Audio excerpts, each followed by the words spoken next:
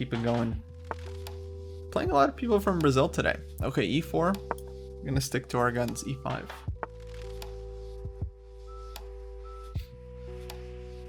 And f3, knight c6. Yeah, when I saw the janitor, right, following the career, that was a nice moment. Okay, Ruy Lopez. Let's question the bishop. Where you want to go? Hey, Brayden. How's it going? Okay, exchange Ruy. A lot of options here for black. There's like f6, queen f6, bishop g4, knight e7, bishop d6. I like this queen f6 move. I would go for this one lately if you guys are looking for something to play here. Sure, Levy. Yeah, send me the puzzle in Discord if you don't mind. Okay, d3.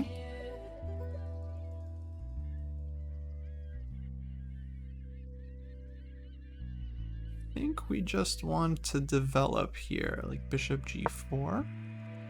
And so our idea is, okay, we just develop our pieces. At some point we try to castle queenside. Now bishop g5, this might be a blunder. So we can take this one. We're taking a piece. They take a queen. We take a queen. We're up a piece, right?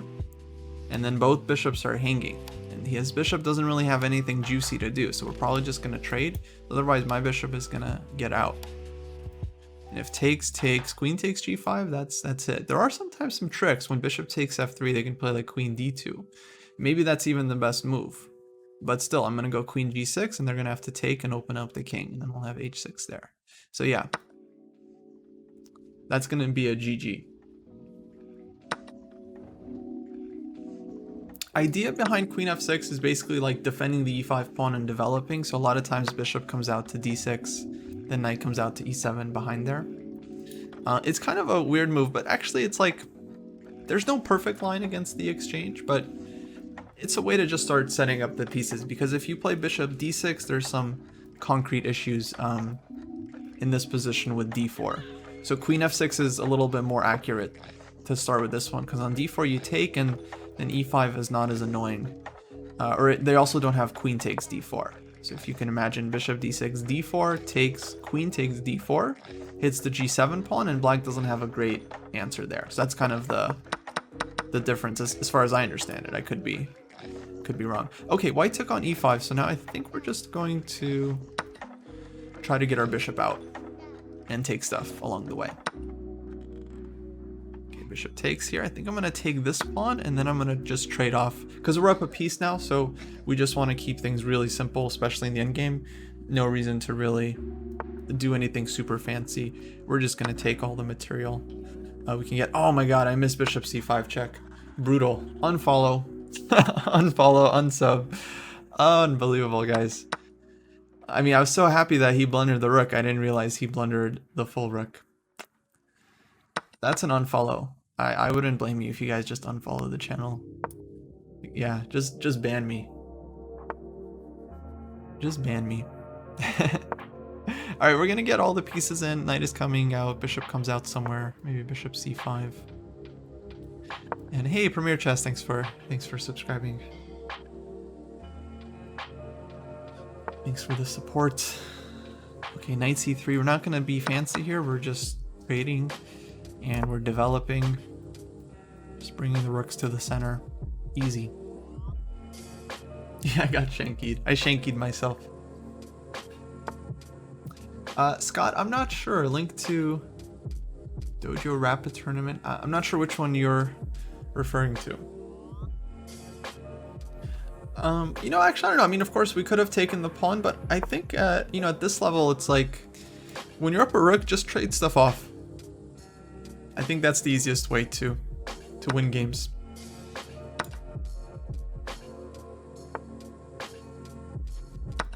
You avoid getting shanky, Julian. Nice. Man, that class was so tough. This is why I wanted to do this. I wanted to provide some content for the lower rated audience as well, because Sam's class, that was probably the highest level class we've ever had on the dojo, period. And probably the second was like his lessons with David. That was just That was very, very advanced. Okay, GG. All right, let's keep going. We're playing Select Zero here from South Korea. Nice.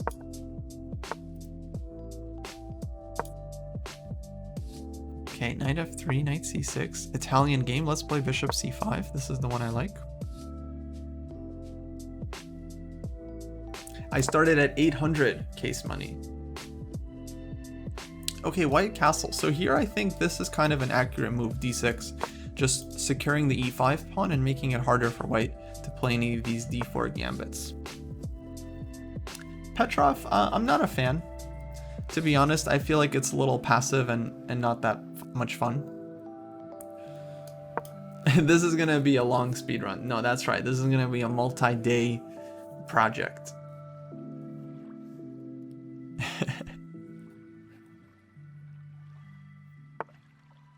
Okay, knight g5. You know, typical mistake at this level where people think they can just play the fried liver against anything. It's like, no, you can't actually. If black can castle and defend the pawn, this knight g5 is actually kind of just a big loss of time. So we can go h6 and kick the knight. Yeah, Petrov, I mean, it's a solid opening, but it's really not my favorite. I wouldn't recommend it. Okay, queen f3. So I think I'm just going to kick the knight here and see where this guy wants to go, because doesn't really have a lot of good options here.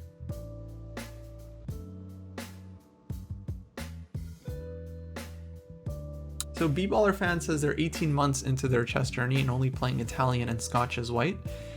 You've gotten quite comfortable in some lines, but there's still so much to learn. Yeah, see, I think that's a much better approach.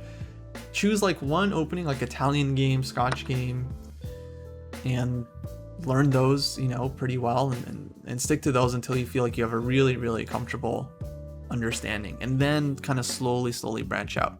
So yeah, typical mistake to give up the two pieces for the rook here. A lot of players think this is good, but it's really not. The two minor pieces are just so much more powerful in the rook. So hopefully this game will just put it to rest once and for all.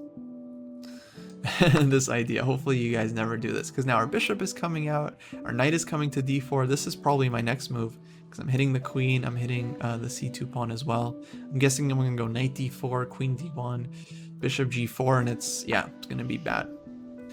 Okay, knight c3, that definitely doesn't change my plan.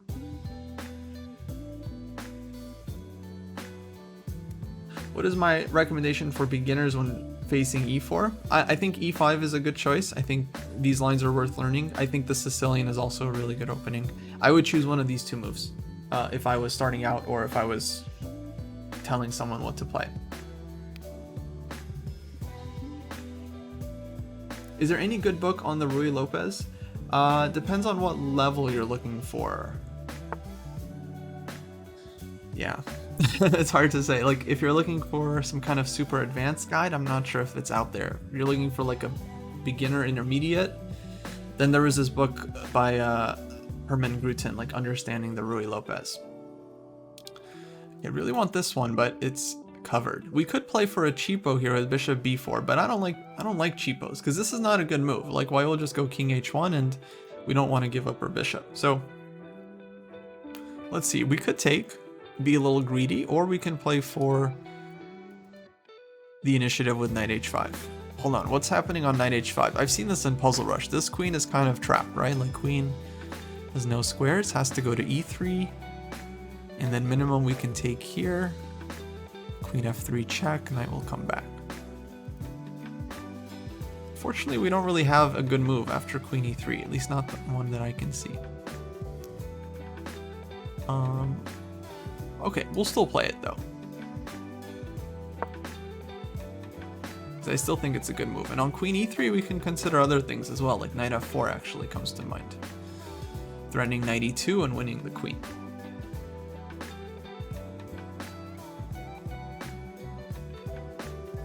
Kinchmine says there are some old books called Read and Play Method.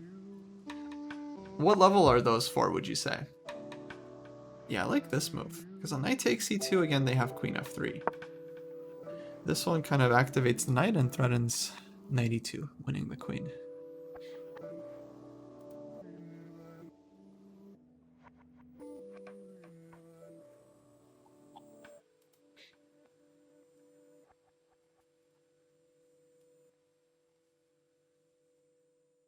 Well, yeah, blitz ratings are very much subject to variance, right? They go up and down. So if you want to feel like you're getting better, you have to like study the game and read books and stuff, you know, solve puzzles. Okay, g3. So yeah, we can win the queen if we want. We also have knight h3 check, bishop h3, knight takes c2, a lot of options. Let's just win the queen. Why are we messing around? And so this is the two minor pieces, you know, that white gave up for the rook, for this rook on f1, let's say. You know, it's like, yeah, not a great trade. Okay, king h1, white should have grabbed some stuff. We'll take the queen and we'll start cleaning up.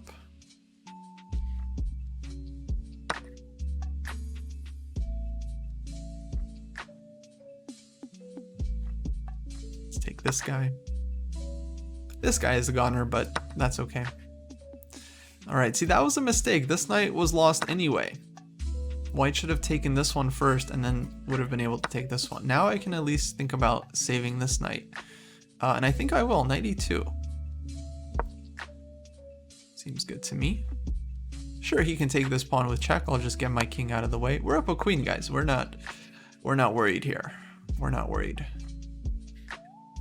We're up a queen and knight for a rook. It's kind of a lot. Okay, let's take this guy. And we have a square for our knight. What did knight takes g3 do? I don't know. Nothing? Unless I missed something.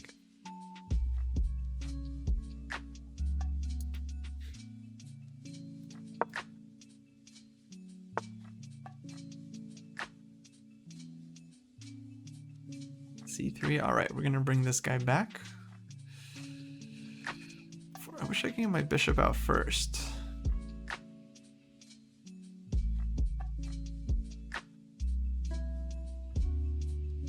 Yeah, let's just simplify the position. Let's just play bishop h3. We're actually gonna give back the two pieces for the rook, but at that point we're gonna have queen for a bishop. So I think we have enough.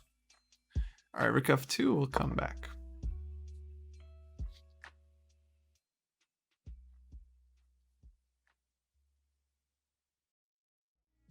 The Ruy is a tough one, guys, because there are just so many different openings. It's like the Sicilian.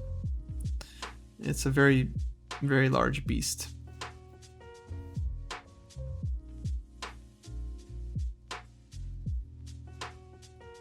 Okay, rook d1. Now we just gotta bring our stuff in, and we should be good. So let's go queen e7, maybe next move rook f8 or rook d8, just get a rook into the game. d4, yeah, no problem. I'm happy that white wants to open the position because it just makes our life a little bit easier. Let's go rook d8. Simple and strong. Could have gone knight g5 first. We'll play it here. Now we're hitting this one, and yeah, white's position is kind of collapsing. Book club, guys, chapter 3, Gelfand, that's gonna be tomorrow. I'm actually just going through the game on my physical board here. Okay, rook f4. Let's grab this guy. Taking no prisoners here, then we're gonna just bring the knight back at some point. And that's gonna be a GG. All right. All right, e4.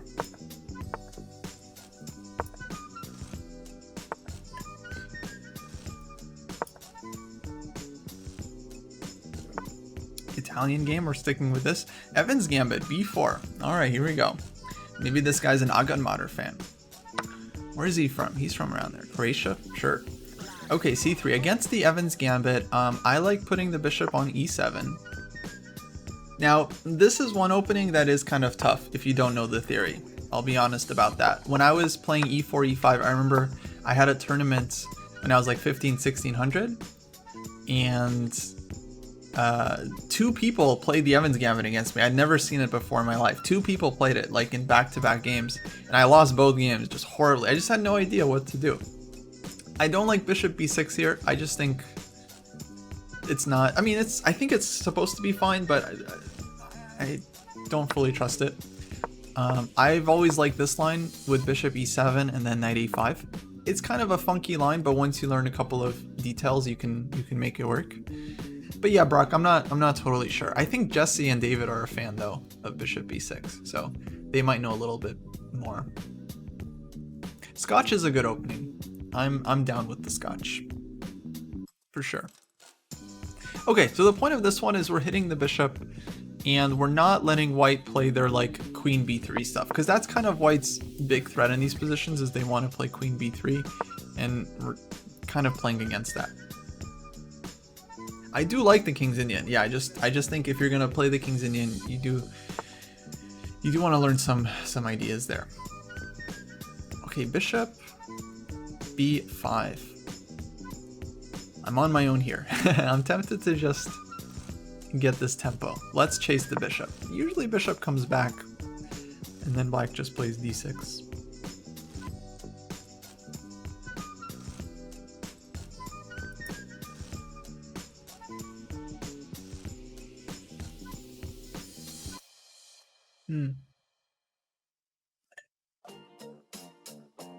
I understand you, Brayden. Those are annoying to deal with. I get you. That's how I felt as well. And then when I was sick of playing the French, I decided like no more. And I was like, you know what? I'm not going to be afraid of this trash. And I picked up a Gustafsson repertoire, and yeah, learned some lines. That was back in the days when people were getting chess-based DVDs. So Jan Gustafsson, he had this like 2-part series, one on the Marshall, believe it or not, and then like e4, e5 openings. And I studied the e4, e5 openings a lot and learned some good lines against all this stuff. Is the French bad? It's not bad. It's just not for everyone. You got to play for the right reasons. If you're playing the French because you're afraid of this bishop on c4, and you're always afraid of bishop takes f7, that's not a good reason to play the French. I think that's why some people do it. They just play e6 and then they never have to worry about any of these tactics. That's not a good way to play chess. I don't think you should be afraid of your opponent's ideas. But if you like strategic positions and you like closing the center and fighting on the queen side, then French is playable.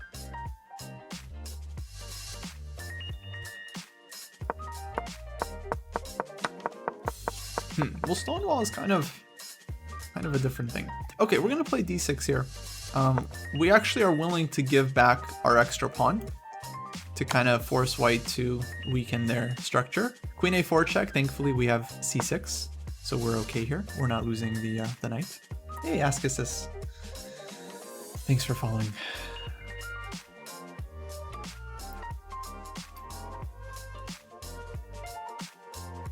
Portnoy, yeah, you can challenge me next. Absolutely. Sounds good. I will wait for your challenge.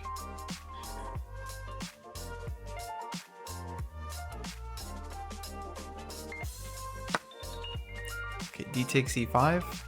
So white does get the pawn back. Black gets this tempo, queen c7 on the knight. And then we're just going to develop. And okay, we gave the pawn back, but our position is completely reasonable. We can play b5 at some point and advance on the queen side, maybe bishop e6, bring the knight to c4. Things are looking up. Bishop f4. Okay, annoying move actually. Annoying move. My instinct is just to do this one. I think this is what we have to do, because whenever white plays bishop f4 and lines up against the queen, the threat is always knight g6, right? You guys should remember this one. YouTube, you as well. Knight g6, defending the bishop, winning the rook. So I think we're gonna have to stop that. And now white has problems because these pieces are hanging. So bishop f4 might not have been a good move.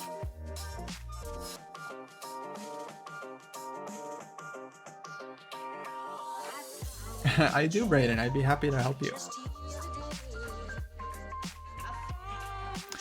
Gary, I'm open to challenges from anyone who's within like 100 points of the rating.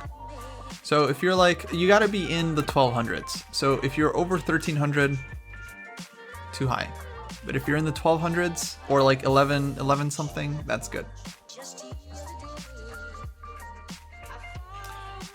Let's take. And then we're gonna defend this guy at the end.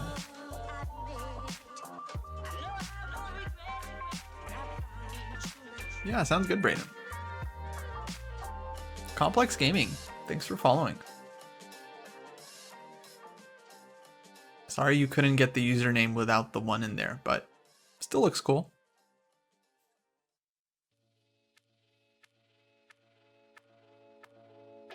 $1,400, Gary, you're gonna have to wait your turn. You're too strong. I'm not ready to take you on. I gotta go through the fire of the 1200. You know, people say 1200, this is where you run into some cheaters, because this is where a lot of players start their account. So I might actually lose some games in this section. We'll see. Okay, bishop e3. I want to just keep developing here.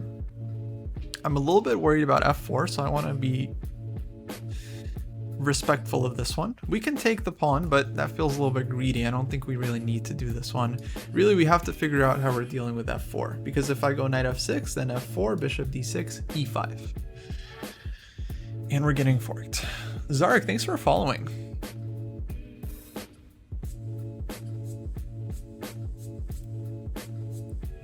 Okay, let's take this tempo with b5. I just can't resist, but this is a nice tempo because then our knight gets the c4 square. RCJ Chuck, thank you for following as well. Guys, not every loss is because of cheater. No, Max, if you lose a game to someone who's 1200, that means they cheated. That's how it works. Everyone knows.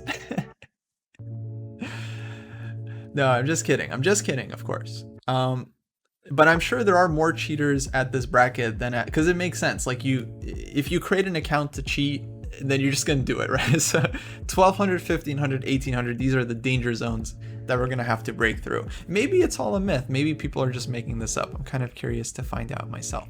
Okay, now on f4, we have bishop d6 tempo. So now I'm not really worried about it. I'm just going to develop.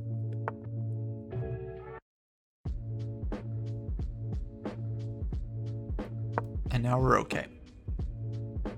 Although this is still kind of a move, so we're gonna have to figure out what we're doing against this next. But okay, we have maybe knight g4 or knight d5 ideas. We'll kind of see. Okay, bishop c5. Okay, interesting move. If we take, like, stopping us from castling. We can also take this one. It's a little bit risky. Rook takes, queen takes. This guy's gonna be hanging here. If queen c1 check, it's probably okay, but actually feels very complicated. I'd rather keep it a little bit simpler, because we're up the piece. So let's take, and then we're gonna go queen a7, and we're gonna trade off the queens. We're just gonna play old man style, but that's how you do it. You trade the queens off. Now we don't worry. We're gonna castle next move, and we're up the piece. Knight b7 was probably fine as well. I'm sure knight b7 was a good move. The only reason I've blundered my queen is because they were hacking. That's really funny. E5. Okay, let's keep our knight in the center. No problem. Only an engine can find the maiden when I hung. You guys are hilarious tonight.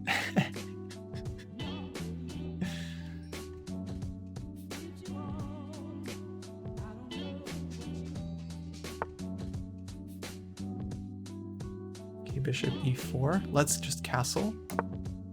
Get our other rook in the game.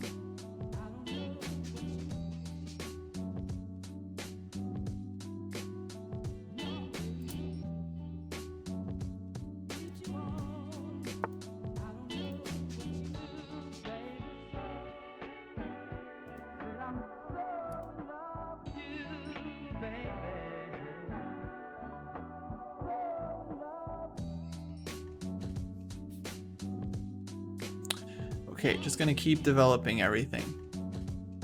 Although, we can throw this one in so we don't get ourselves pinned. Yeah, let's go bishop. We're fine. Okay, Princess Alexia, sounds nice. Oh, f5. I didn't anticipate this move. My bad. That's kind of sloppy. It doesn't make a huge difference, but it's not good to just kind of miss these obvious moves from your opponent. Not sure why I wasn't thinking about that one. It's kind of funny. We're still okay though. We're still up the piece. If takes, we'll take. Go rook a8. We'll win the a file. It's a move like knight c4. Yeah, gonna go for 100 wins maybe. We'll see how long it takes. I mean, I didn't decide how long the run is gonna go for, but basically until we hit some reasonable number, maybe 2200.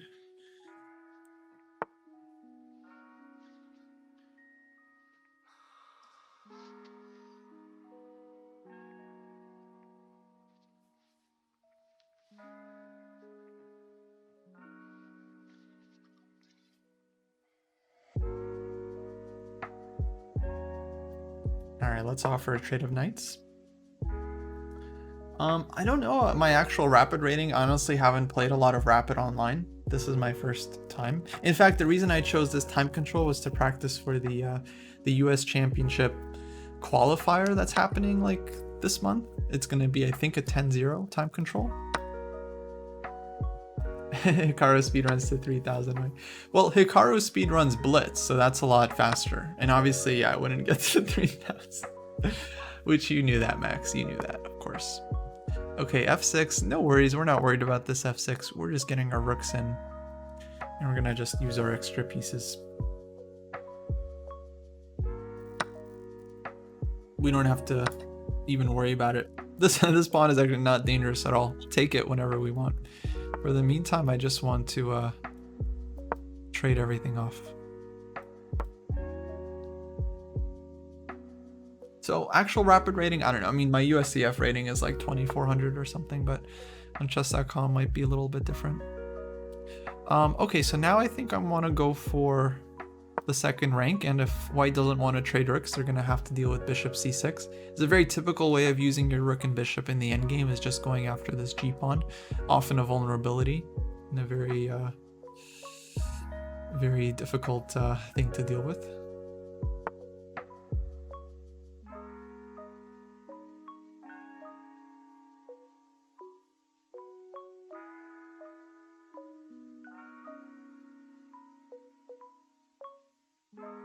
Okay, we're stopping this move.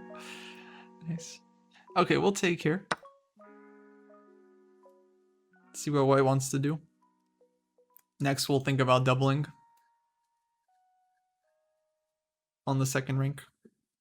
Again, typical thing we want to do in the endgame when we have two good rooks. So you guys see, I'm not really worrying about the a-pawn for now. I mean, probably we can just push the a-pawn and win the game, but my main priority is often just to get the pieces in as quickly as I can.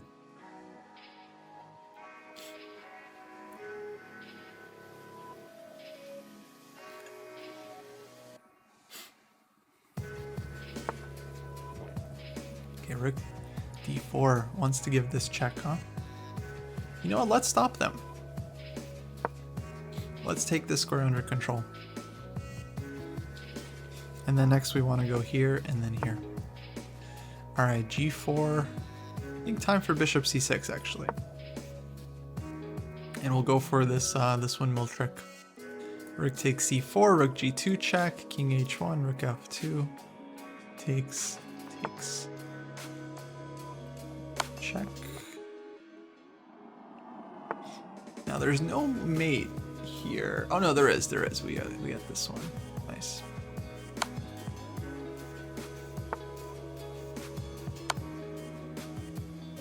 Okay, we can pre-move this if we want.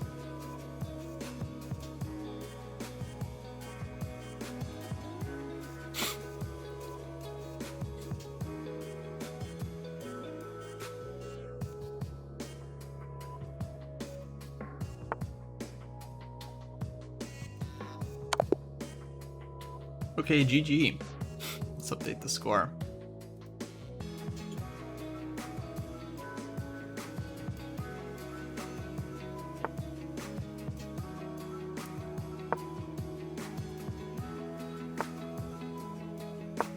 All right, sticking to our guns here.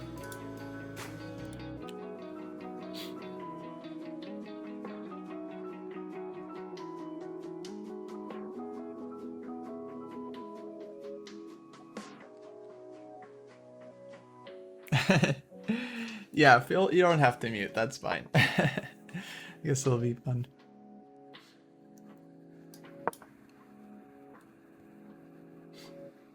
He probably thinks, yeah, I bet I've probably given that impression to a lot of my opponents.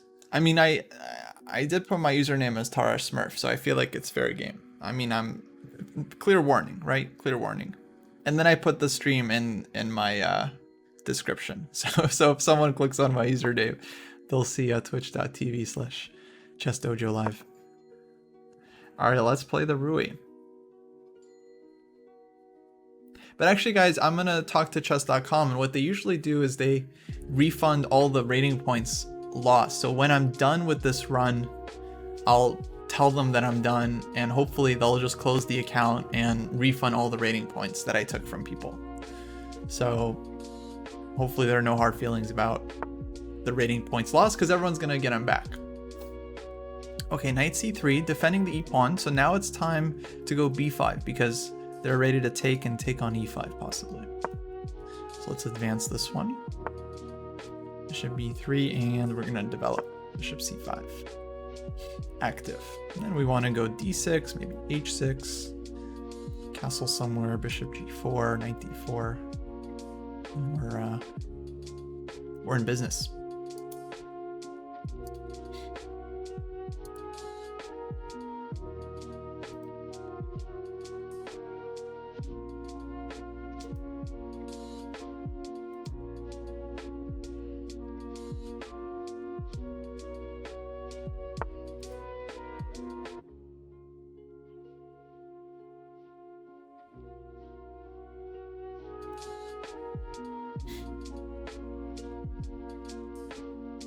d3, let's follow suit, we'll develop. Knight c3 is okay in the Ruy. It's often combined with like bishop g5 ideas.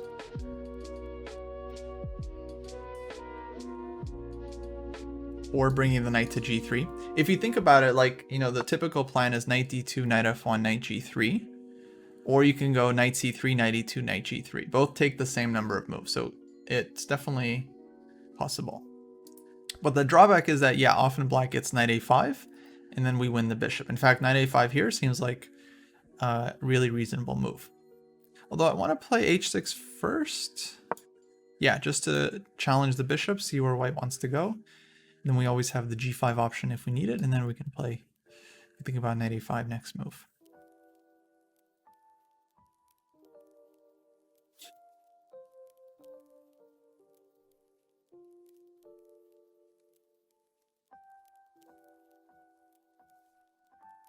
Yeah, people just want something to be angry about.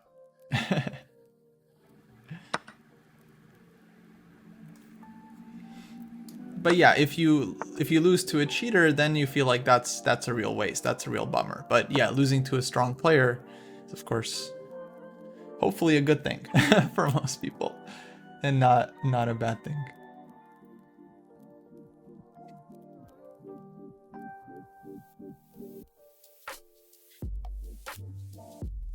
All right, so we got the bishop pair. Queen is back on d8.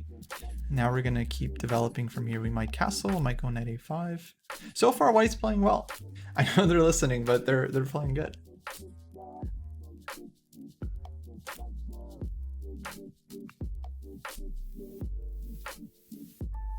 Oh, that's true. I could include that in my profile. Okay, let's castle. Let's not take any chances against this bishop.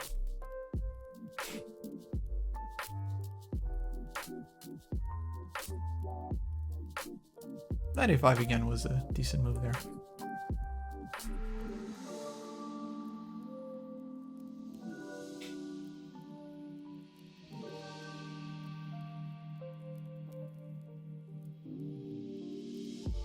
Now, one move I might want to make here is knight e7, as well as knight a5, as usual. But knight e7 is a good way to just trade off white's kind of active knight on d5. They just give us a position with two bishops. So yeah, c3, good move. Giving the bishop the c2 square.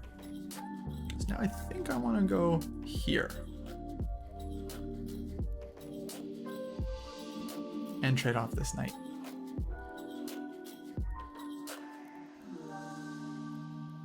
But then there's this one. Yeah, maybe we'll go here. h3. Not sure what we want to do there.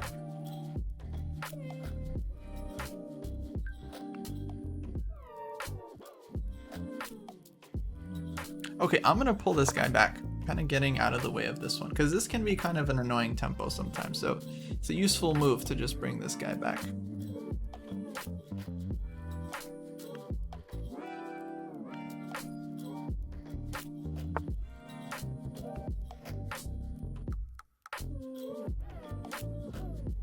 Okay, d4, but now that d4 has been played, I can go bishop g4, and now see white has pressure against the center. I think kind of an instructive moment actually. If white hadn't played d4, then bishop g4 doesn't really come with any bite, because there's nothing to attack here, right? So white just goes h3 and just chills, or knight e3. But now that white's played d4, now bishop g4, if h3, we're taking here and taking on d4, winning the pawn. So white now has some issues to figure out, because if takes on e5, we're taking with knight, and that's gonna be a problem as well. Yeah, Inkle, I don't think anyone thinks that speedruns are cheating. I think it's clear those are two separate things.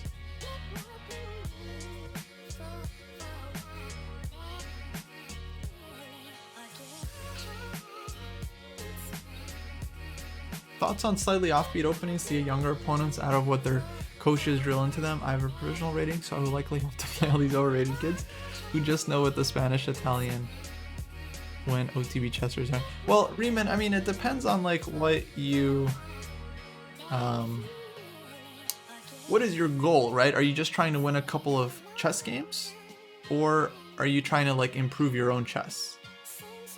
Because like, if you just want to win some games, then yeah, find some trappy openings, find some unconventional stuff, and you'll do well. Yeah, so on this one, the plan is to take with knight, put pressure on the pin.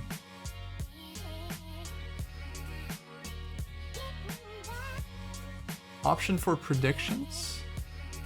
Brayden, how does that work? What do you mean predictions?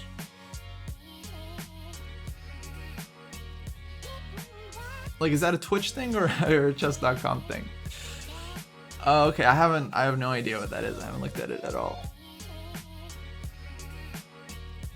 So Riemann, yeah, I mean, it's a reasonable thing to like try to catch your opponents in some offbeat lines, but ultimately, like, you know, you're just trying to win some quick games, right? I mean, it's not necessarily going to improve your chess. So that's where I would kind of think about things. Like, if you want to play a good opening that you like and is going to build your chess up, then by all means. But if you just want to learn like some trappy line to get some quick wins, like, I don't know, it's like, might work for a tournament or two, but honestly, it's not going to be,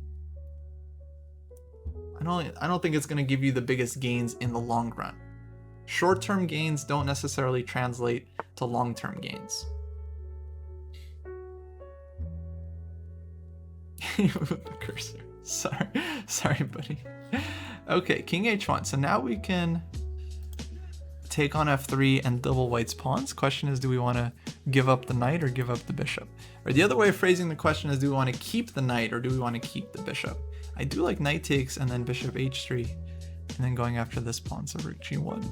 Bishop takes f2. Now rook is actually not having a lot of good squares, huh?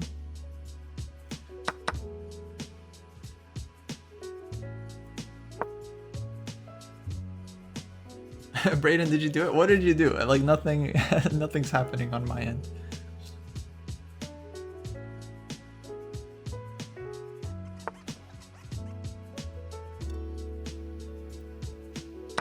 Oh, there we go. I see a prediction. Win channel points if you make the correct prediction. How does this work? How to play. Oh.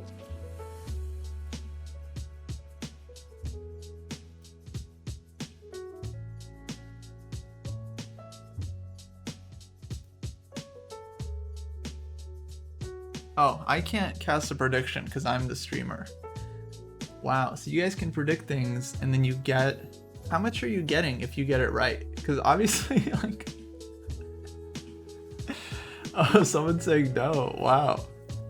Oh, in under 35 moves. Okay, that's a little bit easier. So how does this work? How much do you get if you're on the yes side or if you're on the no side? This is great.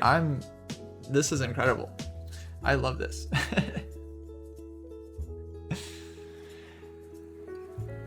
Okay, knight f4, good move. Hitting the bishop.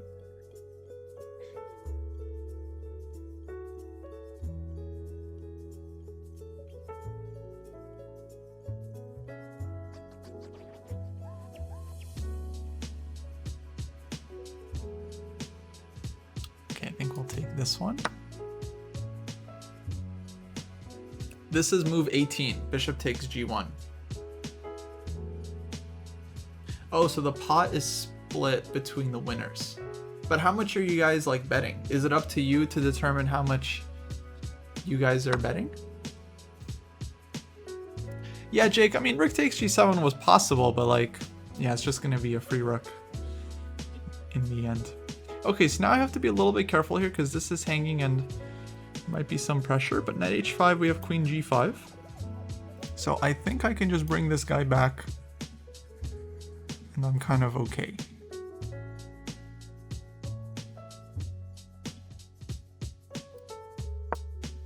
If knight g6, funny move, I can just go rook e8, no problem.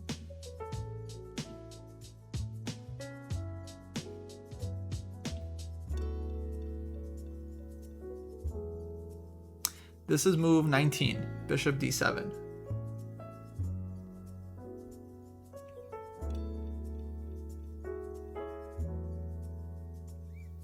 Wow, you guys have these like little prediction icons. That's so fun.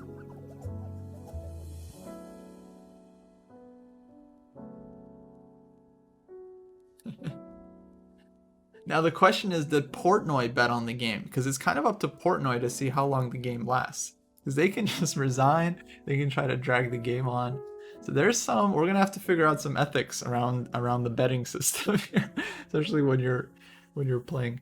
You can wager however many points you have, it looks like. Wow, very cool. Yeah, nice job, Brayden. This is so fun. I can't believe this is a thing now.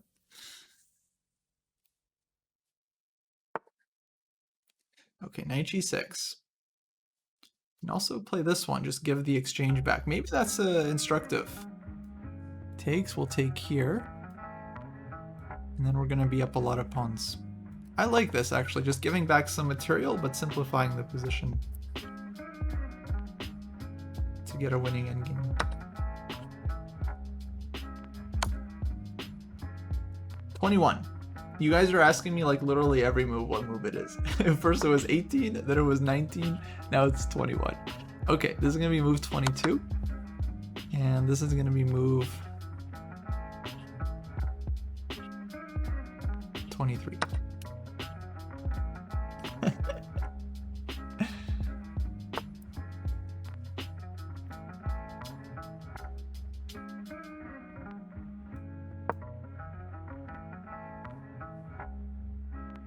Now my plan here is very simple. I'm just gonna put some pressure on this pawn. We have a lot of extra pawns here, so we're in very comfortable shape. It's close. It's gonna be close, guys.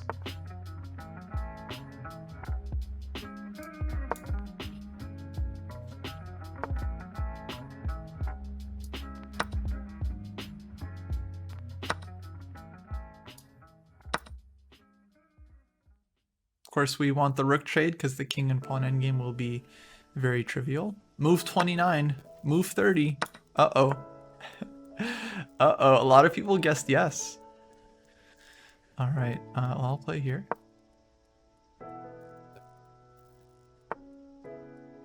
Let's advance this one. Move 32.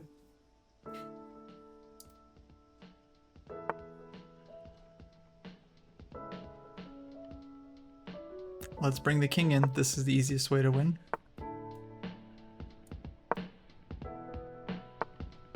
Oh, move 35, guys.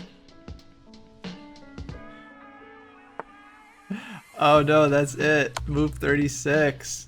The no's have it. The game is not over. I mean, it's over, but it's not like officially over. Let's go here. Keep things solid.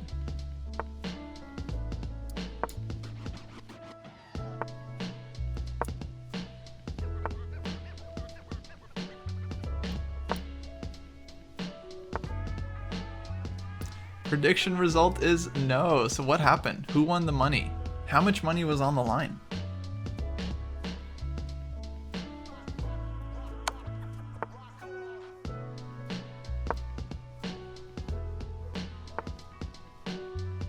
Let's make the queen.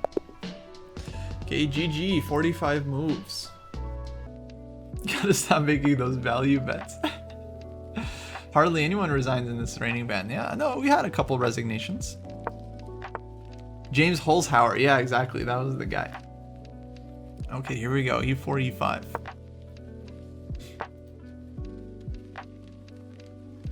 Another Italian game. I like that we get to just play the same opening so you guys can see time and time again.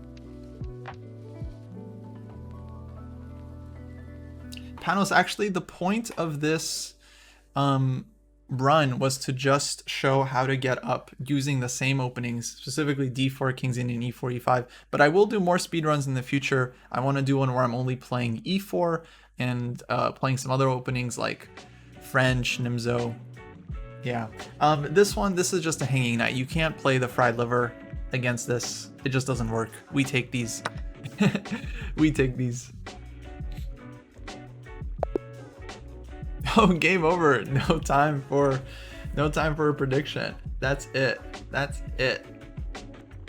And this is why, guys, you have to treat moves as individual moves and not like not calling the same opening not calling it the same opening every time. So here's what I mean. So some players, they learn the fried liver, which is bishop c4, knight f6, knight g5, and this is like a dangerous opening. This is a dangerous opening for black. But against bishop c5, it's just a completely different position, and this is just covered. You can go d3 here, knight f6, and then knight g5, but we castle and we defend this one, and white's not in time to take. Dangerous for white if black knows it as well. Yeah, absolutely. Yeah, 15 pandas. When I'm done with the speedrun, I'll let the gnomes at chess.com know that I'm done, and they'll close the account and refund the 8 points that I stole from everyone across the run.